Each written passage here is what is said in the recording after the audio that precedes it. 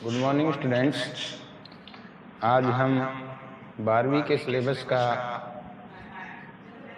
Syllabus का आज हम शुभारंभ कर रहे हैं। तो पहला हमारा टॉपिक हम पढ़ रहे हैं आज अलंकार। क्या है पहला हमारा? अलंकार।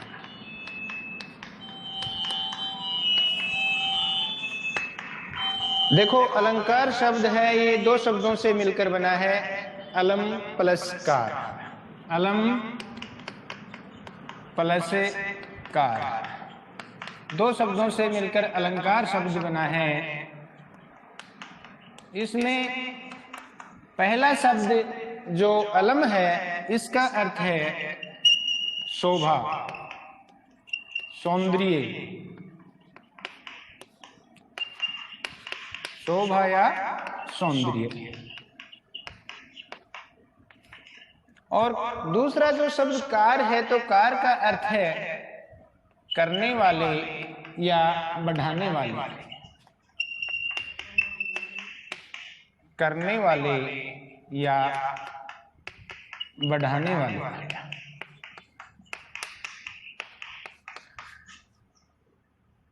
इसका मतलब ये हुआ कि अलंकार का यदि शब्दार्थ हम करें कि उसका शाब्दिक अर्थ क्या होता है, तो उसका अर्थ है कि शोभा बढ़ाने वाले कारक। अर्थात परिभाषा में हम करेंगे कि काव्य की शोभा बढ़ाने वाले कारकों को अलंकार कहते हैं। यानी परिभाषा जो है अलंकार की, उसमें है काव्य की शोभा बढ़ाने वाले कारकों को अलंकार कहते हैं। अलंकार कहते हैं। अब आप ये समझ लीजिए कि जो हम अलंकार पढ़ते हैं, और अलंकार का मतलब है शोभा बढ़ाने वाले, वो अलंकार उसी प्रकार से कविता में शोभा बढ़ाते हैं जिस प्रकार से एक स्त्री की शोभा उसके गहनों अर्थात आभूषण से कई गुना बढ़ जाती है। उसी प्रकार से कविता है, काव्य है, काव्यांश है, उसकी शोभा अर्थात वो इफेक्टिव बन जाता है, प्रभावशाली बन जाता है। कब? जब उसमें अलंकार शामिल हो जाते हैं। अतः अलंकार काव्य की शोभा बढ़ती है, तो वो उसके हम पहले पढ़ेंगे भेद कि अलंकार के कितने भेद हैं। देखो बच्चों, अलंकार के प्रमुख रूप से दो भेद होते हैं, और भेदों में जब पहला भेद है वो है शब्दालंकार। कौन सा है? शब्दालंकार। और दूसरा भेद है अर्थालंकार। इसके अलावा हम एक भेद और भी पढ़ सकते हैं, जो कि उभयालंकार होता है, जिसका मतलब होता है उभय प्लस अलंकार। उभय का मतलब दोनों, और अलंकार, दोनों शब्द मिलके उभय प्लस अलंकार, उभयालंकार। अर्थात जिसमें शब्दालंकार भी हो और अर्थालंकार भी हो, वह उभयालंकार होता है। तो प्रमुख रूप से हम इसके भेद करेंगे। तो इसका मतलब अलंकार के प्रमुख रूप से दो भेद हैं। कितने भेद हैं? दो भेद हैं। और वो कौन कौन से हैं? अलंकार के प्रमुख रूप से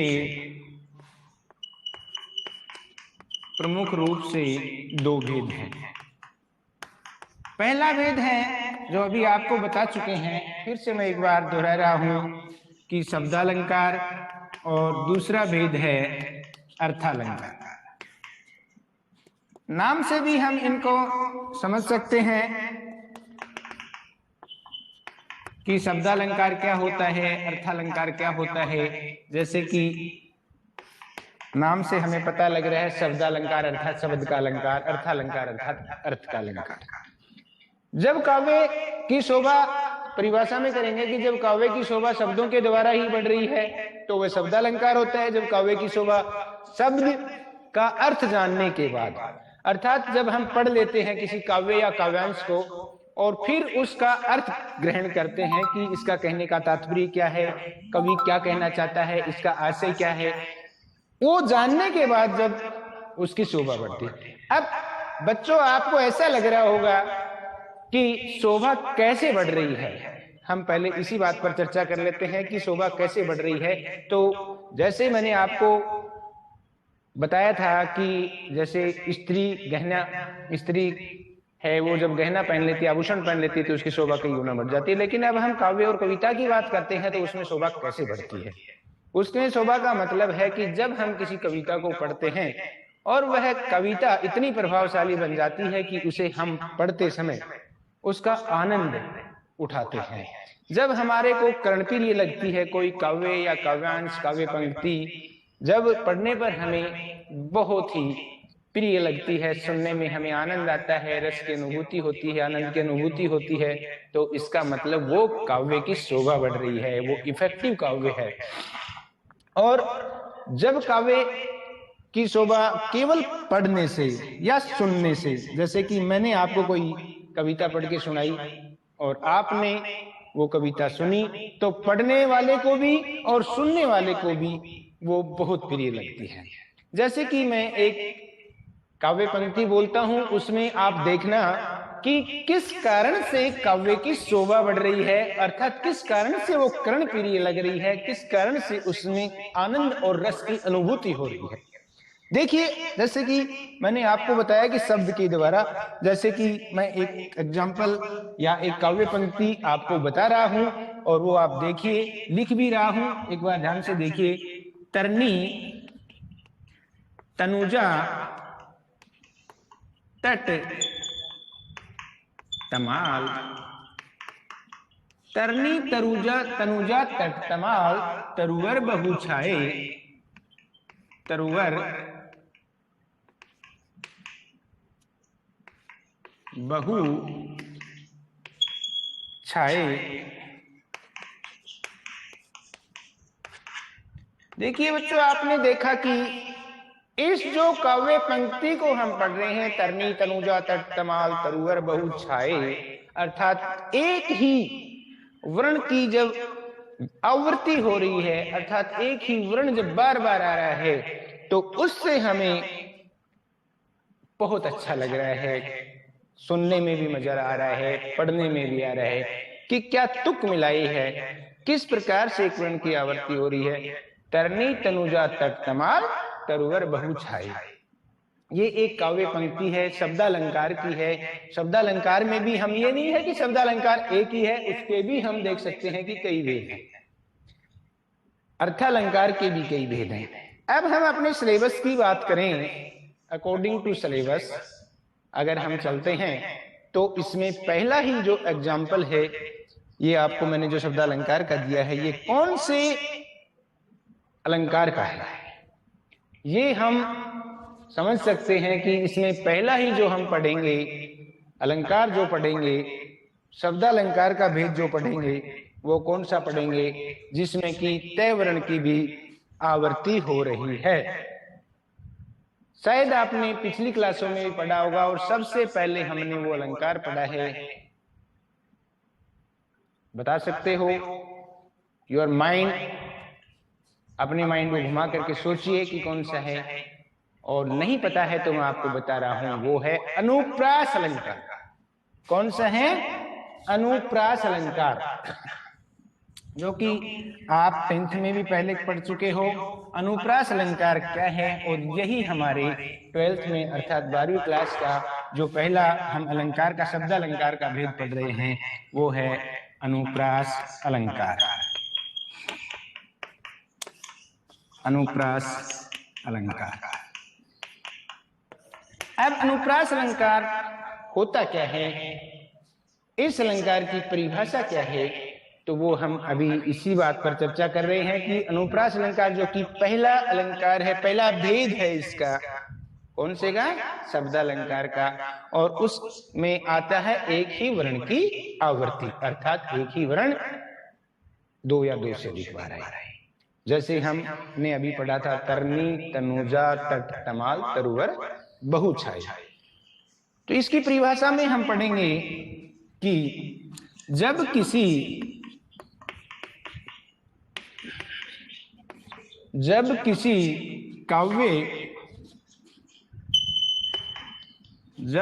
काव्य या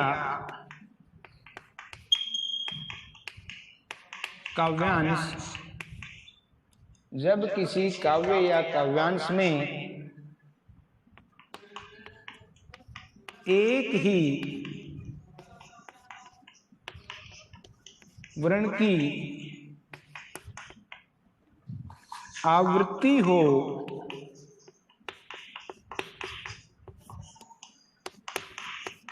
जब किसी काव्य या काव्यांश में एक ही वर्ण की आवृत्ति हो, उसे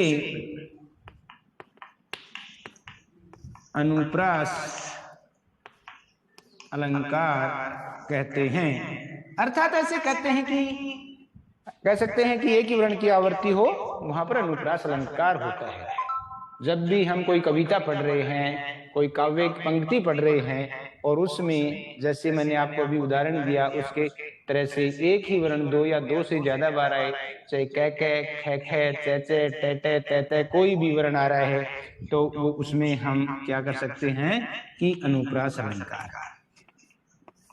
अब आपको ये बात मैं बता देता हूं कि आपके एग्जाम में जो प्रश्न आता है वो भी इस प्रकार से आ सकता है कि अनुप्रास अलंकार किसे कहते हैं, इसका कोई एक उदाहरण दीजिए। ऐसे भी पूछा जा सकता है कि कोई उदाहरण दे दिया, इसमें कौन सा अलंकार है, परिभाषा भी लिखिए।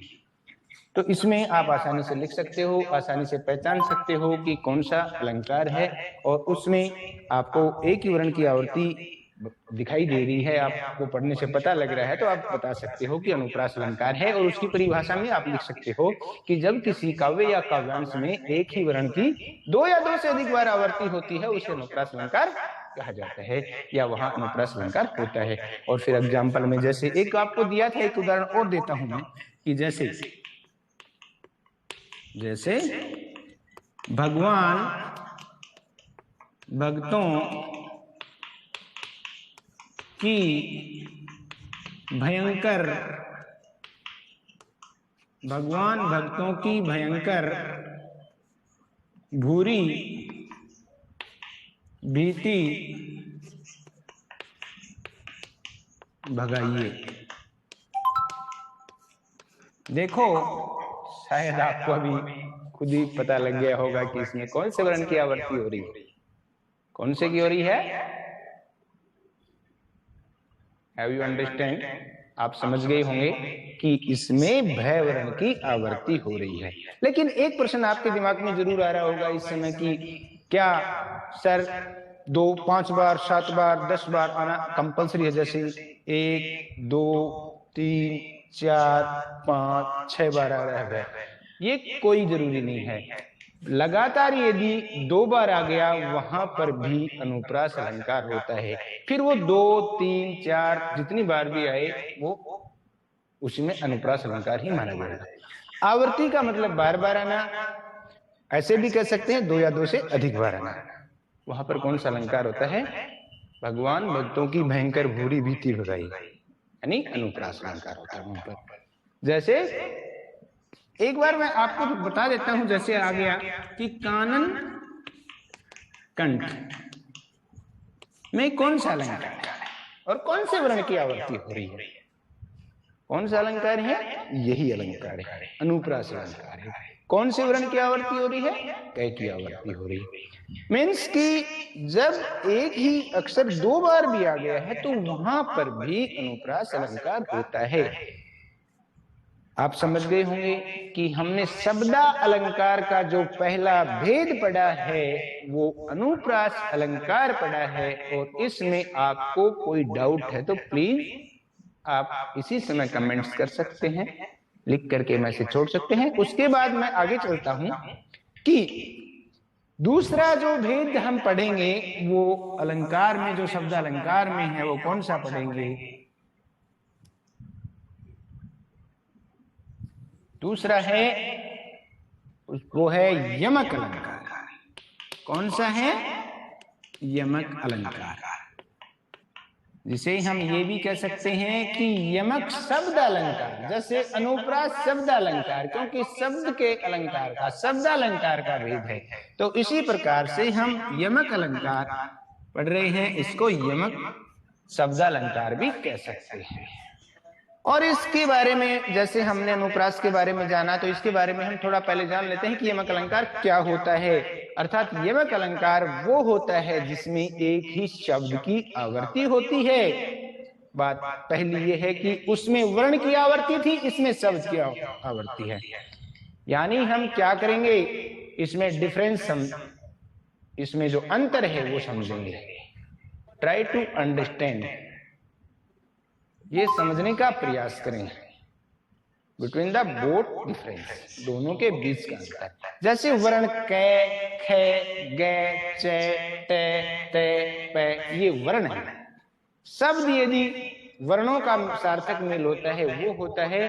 तो इसमें जैसे कि उसमें हम कह रहे थे कि एक वर्ण है, इसमें जो शब्द है और शब्द की आवर्ती हो रही है जैसे, लेकिन ये ध्यान रखें कि शब्द एक ही शब्द की आवर्ती हो रही है, लेकिन उनका अंतर एक नहीं होगा। उनका शब्द यानी सॉरी, उसमें अंतर का मतलब ये कि जो शब्द है उनका दोनों का अर्थ सेम नहीं होगा, उनका अर्थ अलग अलग निकलेगा। समझ रहे हो कि उसका अर्थ, जैसे हम इसमें एक ही शब्द कनक, कनक दो बार आ गया तो एक कनक का अर्थ अलग होना चाहिए, दूसरे कनक का अर्थ अलग होना चाहिए।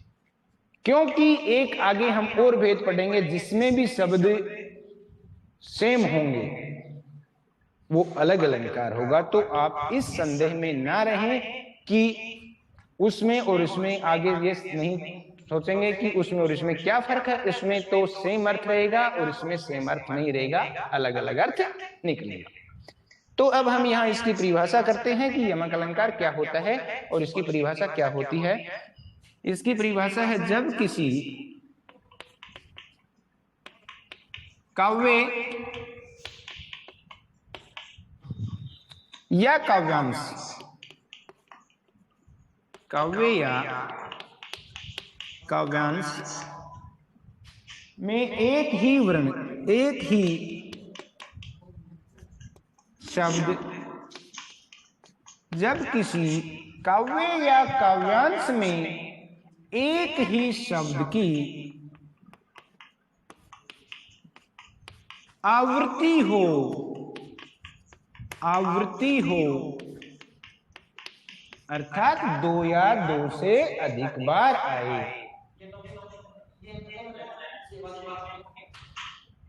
कहां से करना हो देख लेना। हाँ, तो एक ही शब्द की आवर्ती हो तथा उनके अर्थ भिन्न भिन्न हो, यानी उनके अर्थ अलग अलग हों, उनके अर्थ अलग अलग हों अर्थात भिन्न हों, उसे क्या कहते हैं। अर्थात वहां क्या होता है, वहां यमक अलंकार होता है, वहां यमक अलंकार होता है। जैसे जैसे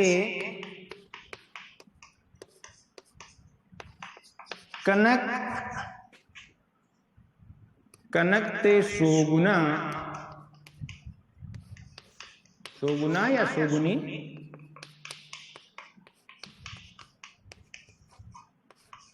मादकता अधिकाय, मादकता अधिकाय, मादकता अधिकाय, या खाए बोराय जग, या खाए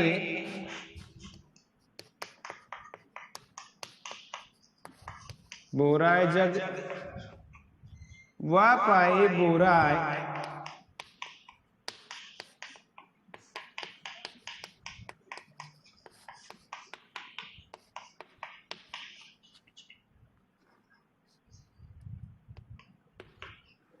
देखिए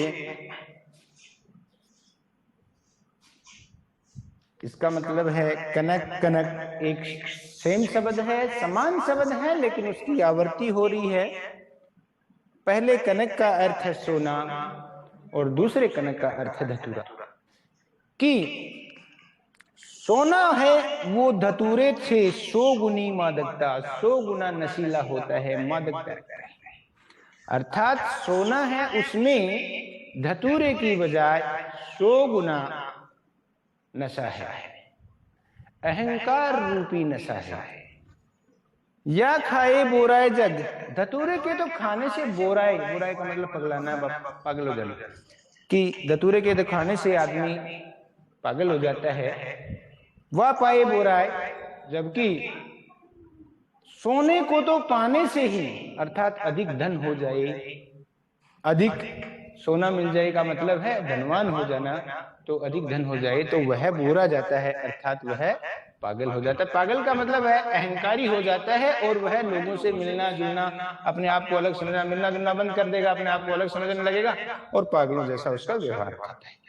इसका मतलब है कि धतूरा है उससे 100 गुना नशीला है सोना, क्योंकि धतूरे के तो खाने से पागल होता है, जबकि सोना तो पाने से ही पागल हो जाता है।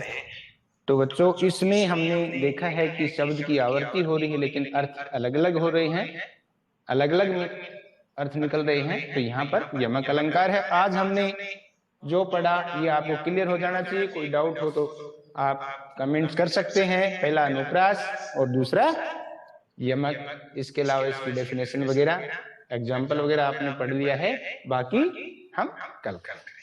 Thank you.